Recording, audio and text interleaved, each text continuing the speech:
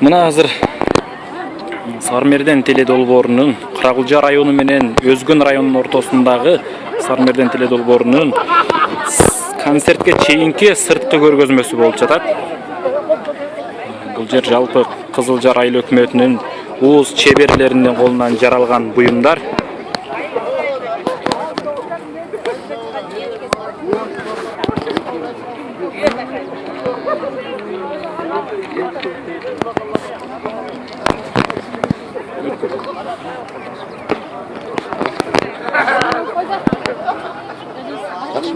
Бул жерде өнөрчүлүк карабайсыздарбы, боз үй жана бул жерде төөнүн үстүнө минип турган кыз жигиттин жасалган макети.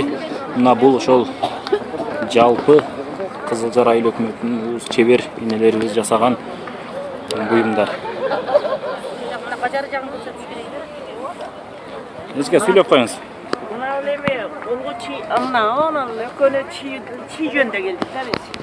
Колго мындай кылып эме кылабыз. Ертең ашкана, боз үйлөрдүн артына, анан керегенин артына тарта турган чийлерди ошентип жасайбыз. Мына кийиздердин эме жүндөрдүн жакшына кайрарын боёп алабыз. Анан чийге ороойбуз.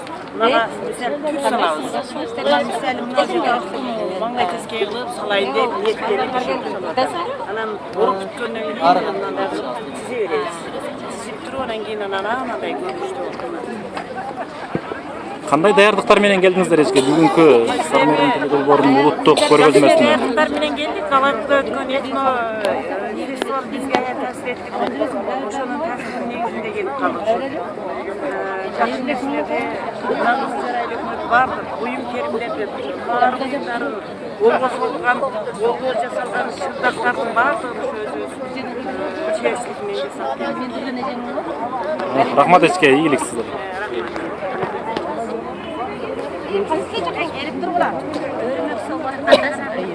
Мына бул Каракулжа районунун тигилген кыргыз үйлөр экен.